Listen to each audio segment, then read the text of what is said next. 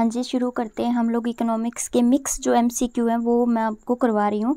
इसमें सभी सब्जेक्ट के जैसे जीडीपी है, पब्लिक फाइनेंस है, इंटरनेशनल है, मैक्रो माइक्रो है ना, सभी क्वेश्चन इंक्लूड है, तो आप इनको ध्यान से करोगे। ओके, यहाँ से आपको थोड़ा आइडिया हो जाएगा कि किस टाइप के जो क्वेश्चंस हैं वो एग्ज़ाम में बनते हैं। ओके, तो आज का फर्स्ट क्वेश्चन है अकॉर्डिंग टू डाल्टन कहता है कि total social advantage become maximum when taxation expenditure are carry to point where. देखिए, ये मैंने आपको पब्लिक फाइनेंस में टॉपिक करवा दिया है। वहाँ पे मैंने आपको क्या बताया था कि मैक्सिमम सोशल एडवांटेज क्या होता है। मैक्सिमम सोशल एडवांटेज जो कि डाल्टन का दिया हुआ है, अकॉर्डिंग टू डाल्टन उन्होंने क्या बोला था, MSS का मतलब है marginal social sacrifice. Clear, marginal social sacrifice. क्या मार्जिनल सोशल सेक्रीफाई है वो ग्रेटर होना चाहिए या फिर लेस होना चाहिए, तो इसके बारे में आपको बताना है।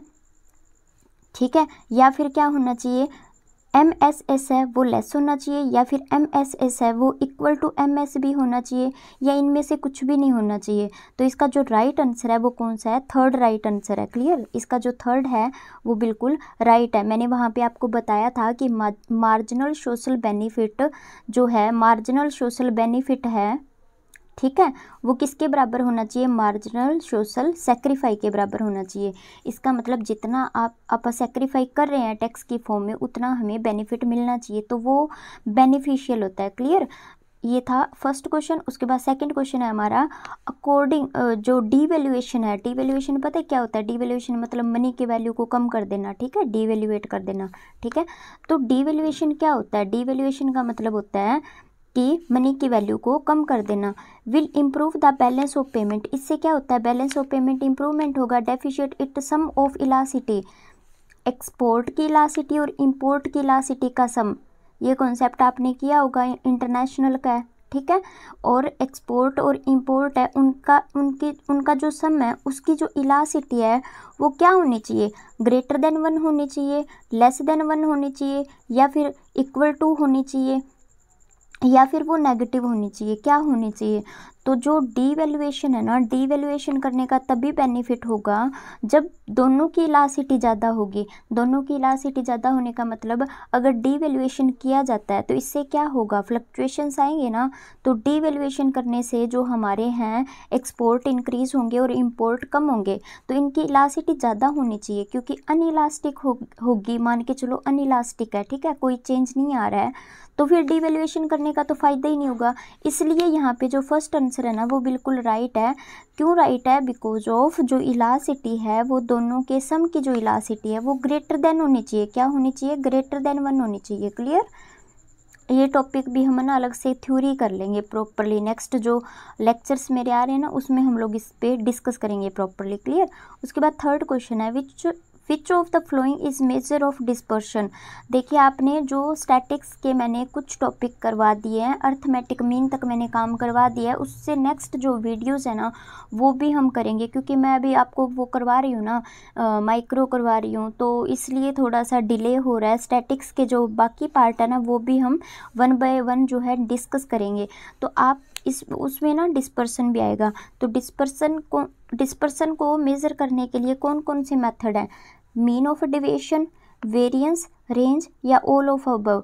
तो इसका जो राइट आंसर है वो फोर्थ है, बिकॉज ऑफ हम लोग मीन भी इसका मेथड है, वेरिएंस भी इसका मेथड है और रेंज भी इसका मेथड है। क्लियर, तो ये जो है फोर्थ आंसर है, ये बिल्कुल राइट है। उसके बाद फोर्थ क्वेश्चन है if elasticity of non linear demand curve, if elasticity of non linear demand curve, non linear कौन सी होती है भाई, नॉन लीनियर जो लीनियर नहीं होती बिल्कुल, ठीक है, नॉन लीनियर होती है। कहते इस तरह से, लीनियर का मतलब क्या होता है, ये होती है लीनियर बिल्कुल, ठीक है।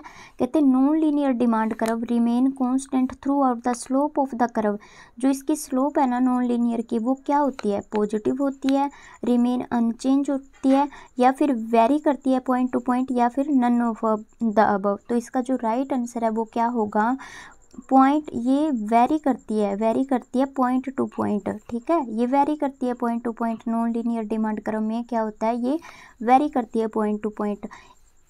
पॉजिटिव तो वैसे ही नहीं होती क्योंकि डिमांड कर्व आपकी नेगेटिव होती है, तो फर्स्ट ऑप्शन तो वैसे ही कट हो गया, ठीक है। रिमेन अनचेंज्ड का मतलब चेंज नहीं होती तो स्लोप तो चेंज होती है भाई, तो ये भी कट हो गया। फोर्थ आएगा नहीं, तो वैसे ही आपका आंसर जो है थर्ड आ जाएगा, क्लियर। उसके बाद फिफ्थ क्वेश्चन है, if a change in price as different value of elasticity, कहते हैं कि प्राइस, कहते चेंज हो रहा है price different value of elasticity के ऊपर for a rise and fall price, we are then using, price के अप डाउन होने पे, प्राइस में चेंज आने पे जो है इलासिटी में चेंज आ रहा है, मतलब कि जो डिमांड की इलासिटी है उसमें भी चेंज आ रहा है, ठीक है। If the change in price is different value of elasticity for a rise and fall in price, we are then using, तो हम कौन सा मेथड यूज़ करते हैं, point method, arc method, total outlay method या एक्सपेंडिचर मेथड। तो ये मैंने आपको इलासिटी वाले चैप्टर में अच्छे से समझाया। इलासिटी वाला जो मैंने टॉपिक करवा दिया ना, डिस्क्रिप्शन बॉक्स में लिंक गिवन है, अच्छे से सुन लीजिए। मैंने मेन क्रैक्स बताए हैं वहाँ पे कि कहाँ से एग्ज़ाम आ रहा है। ये मत देख के छोड़ देना कि बेसिक होगा, बेसिक नहीं है। स्टार्टिंग में बेसिक ज़रूर मैंने करवाया होगा, बट मैंने मोस्टली मैथमेटिक्स व्यू पॉइंट से उसे कवर करवाया और वही क्रैक्स बताए हैं आपको जो एग्ज़ाम में क्वेश्चन बन रहे हैं, क्लियर। तो अगर हमने प्राइस में अप डाउन हो रहा है तो इलासिटी हम फाइंड आउट करते हैं प्राइस के अकॉर्डिंग, तो वो कौन सा मेथड है, वो है पॉइंट मेथड, ठीक है, वो है पॉइंट मेथड हमारा। मैंने उसमें आपको क्या करवाया था पॉइंट मेथड में, पॉइंट मेथड में हम लोग ना इस तरह से वो डायग्राम था, ये अलग अलग पॉइंट्स थे, यहाँ पे हमने इलासिटी निकाली थी, तो ये पॉइंट मेथड है, क्लियर।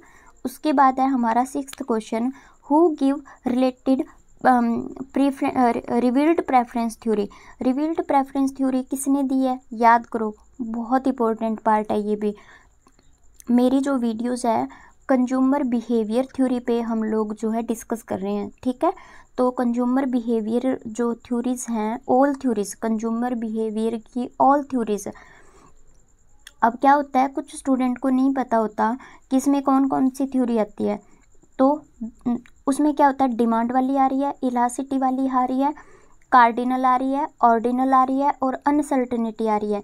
मैंने डिमांड करवा दिया मैथमेटिक्स वेव पॉइंट से, नॉर्मल बेसिक मैंने खाली थोड़ा सा डिस्कस किया है, उसके बाद मैंने मेन जो क्वेश्चंस बन रहे हैं वो मैंने करवाया है। इलासिटी वाला भी सेम इसी वे से करवाया है। और अब जो मेरी नेक्स्ट वीडियो है जो मैं करवा रही हूँ वो कार्डिनल पे भी मैंने सॉरी इससे पहले ऑर्डिनल, हाँ कार्डिनल आएगा, ठीक है, कार्डिनल करवा दिया मैंने। अब मेरा जो टॉपिक आ रहा है वो ऑर्डिनल पर आएगा, ठीक है, ऑर्डिनल पर आएगा। और स्टैटिक्स के भी जो टॉपिक है वो कंप्लीट करेंगे। बाकी जो एमसीक्यू की सीरीज़ है वो भी चल रही है और ये जो मिक्स क्वेश्चन है ये भी चल रहे हैं, क्लियर। तो आपको मैंने बोला था कि आप अपने क्वेश्चन खुद करोगे, ठीक है। ये जो एमसीक्यू है ना, आप खुद अपने टिक किया करो और कमेंट बॉक्स में बताया करो कि आपके कितने सही हो रहे हैं। बट सिर्फ मेरी बात निशा ने मानी थी और अच्छा लगा मुझे, थैंक यू बच्चे कि आपने मेरी बात मानी। इससे आपका ही फ़ायदा है, मेरा फ़ायदा और आपका सबसे ज़्यादा फ़ायदा, क्लियर। तो आप प्लीज़ मेरी बात मान लिया करो, आपका एग्ज़ाम है, क्रैक करना है तो आप ये बात मान लिया करो, क्लियर। तो रिवील्ड प्रेफरेंस थ्योरी किसने दिया है, रिवील्ड प्रेफरेंस दिया है सैमुअल्सन ने, क्लियर। ये भी हम लोग अलग अलग जो है ना इकोनॉमिक्स, उनके ऊपर पूरी एक वीडियो बना लेंगे। उसमें सिर्फ खाली क्या होगा, इकोनॉमिक्स और उनकी जो बुक्स का नाम और वो थ्योरी कब आई है वो हम करेंगे, ठीक है, नेक्स्ट वीडियोज़ में। उसके बाद 7वां क्वेश्चन है हमारा, revealed preference theory can be used. जो रिवील्ड प्रेफरेंस थ्योरी है वो क्यों यूज़ की जाती है, तो टू प्रूव कन्वेक्सिटी को प्रूव करने के लिए, या फिर ब्रेक प्राइस इफेक्ट को शो करने के लिए, या फिर to prove basic proportion of law of demand को प्रूव करने के लिए, या फिर ये सारे हम लोग प्रूव करने के लिए करते हैं। तो जो रिवील्ड प्रेफरेंस थ्योरी है ना वो मेनली किसके साथ रिलेटेड है, मेनली वो रिलेटेड है हमारा जो थर्ड ऑप्शन है, बिल्कुल राइट है, to prove basic proportion of law of demand. जो बेसिक लॉ ऑफ डिमांड है ना उसको प्रूव करने के लिए हम लोग क्या करते हैं, रिवील्ड प्रेफरेंस थ्योरी का यूज़ करते हैं। उसके बाद 8th क्वेश्चन है हमारा, इसमें क्या लिखा है, in case of perfect substitute. Perfect substitute की बात हो रही है, समझ रहे हो परफेक्ट सब्स्टिट्यूट क्या होता है। जैसे टी की जगह पे आप कॉफ़ी यूज कर सकते हो और कॉफ़ी की जगह पे आप टी यूज़ कर सकते हो। तो ये भी मैंने इंडिफरेंस कर्व आपको बताया था, मतलब इंडिफरेंस कर्व पे तो हम मेनली प्रॉपरली डिस्कस करेंगे, कार्डिनल में करेंगे, ठीक है। बट इसके बारे में मैंने आपको अच्छे से समझा दिया था कि सब्स्टिट्यूट इफेक्ट क्या होता है। उसमें जो कर्व होती है वो कैसे बनती है बताओ, राइट एंगल बनती है, लीनियर डाउनवर्ड बनती है या कनकेव बनती है। तो सबसे आप है ना कट करके भी आप इसके ऑप्शन बना सकते हो। कनकेव, इंडिफरेंस कर्व वैसे तो नहीं बनाते, तो ये तो वैसे ख़त्म हो गया। राइट एंगल सबको पता होना चाहिए, राइट एंगल क्या होता है, ये बनता है इस तरह से राइट एंगल, ठीक है, इंडिफरेंस कर्व।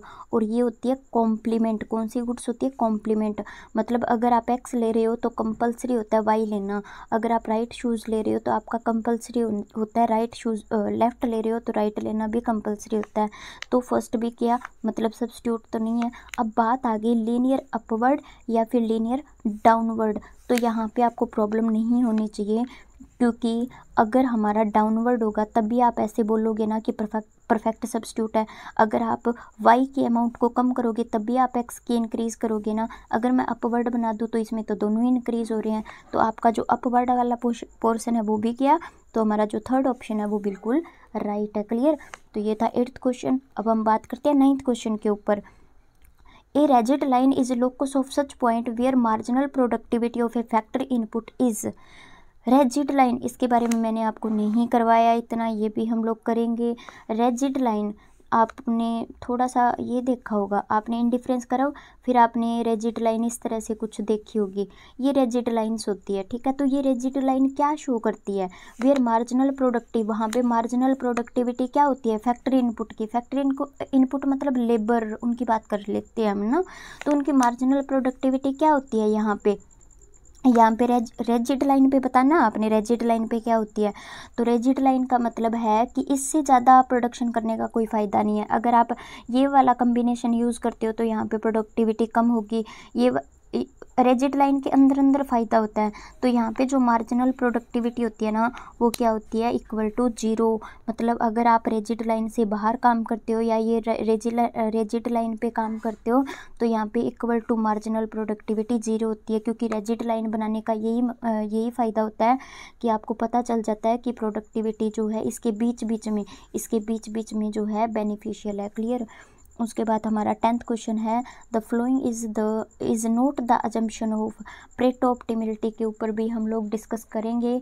बहुत अच्छा टॉपिक है, बहुत ज़्यादा इंपॉर्टेंट टॉपिक है, जो जिन बच्चों ने पहले एग्ज़ाम दिया हुआ है उन्हें पता है कि ये सारे टॉपिक मोस्ट इंपॉर्टेंट है, ठीक है। तो आप इनको इग्नोर नहीं करोगे और आज मुझे बताओगे कि आपके क्वेश्चन कितने सही हो रहे हैं। क्लियर। चाहे कोई बच्चा बाद में लेक्चर देख रहा है तो बाद में भी कोई प्रॉब्लम हो तो कमेंट बॉक्स में मुझे लिखिए, मैं आपका आंसर ज़रूर दूंगी, ठीक है। जैसे ही आपका कमेंट देखती हूँ मैं दे देती हूँ आंसर आपका, तो आप मेरे से पूछ सकते हो, ठीक है। The following is not the assumption of Pareto optimality की कौन सी अजम्पशन नहीं है, तो अजम्पशन की बात कर लेते हैं। प्रेटो ऑप्टिमिलिटी की कौन सी अजम्पशन होती है वो बात करो। देखिए प्रेटो ऑप्टिमिलिटी परफेक्ट कंपटीशन में होता है, ये भी सही है। एब्सेंस होती है एक्सटर्नलिटी की, मतलब नेगेटिव एक्सटर्नलिटीज़ वगैरह ये नहीं होती उसमें, तो ये भी होती है अजम्पशन। कार्डिनल नेचर का मतलब क्या होता है कि रैंक में मेजरमेंट करना, और आपको पता है कि प्रेटो ऑप्टिमिलिटी हम लोग इंडिफरेंस कर्व के अकॉर्डिंग पता करते हैं। क्लियर। तो कार्डिनल भी सही है। यूटिलिटीज़ ऑर्डिनल का मतलब क्या होता है, ऑर्डिनल का मतलब यूटिलिटी को यूटिल में मेज़र करना, जैसे 1 2 3, जैसे एक चपाती खाने के बाद इतनी यूटिलिटी मिली, ये तो क्रिटिसाइज हो ही गया था। और प्रेटो ऑप्टिमिलिटी तो वैसे भी इंडिफरेंस कर्व पे फाइंड आउट करते हैं, तो यूटिल में फाइंड आउट करने वाला मेथड बिल्कुल नहीं था इसमें, तो इसका जो 4th ऑप्शन है वो बिल्कुल रॉन्ग है। मतलब कि नोट अजम्पशन कौन सी नहीं है, 4th अजम्पशन नहीं है, ठीक है। आई होप आपको समझ में आ गया होगा। ये था हमारा लास्ट क्वेश्चन। मिलते हैं नेक्स्ट सीरीज़ में, और जो माइक्रो का नेक्स्ट टॉपिक है वो भी जल्दी लेके आऊँगी, अगर टाइम मिला जैसे ही, तो वो मैं भी आपको जल्दी करवा दूँगी। Thank you.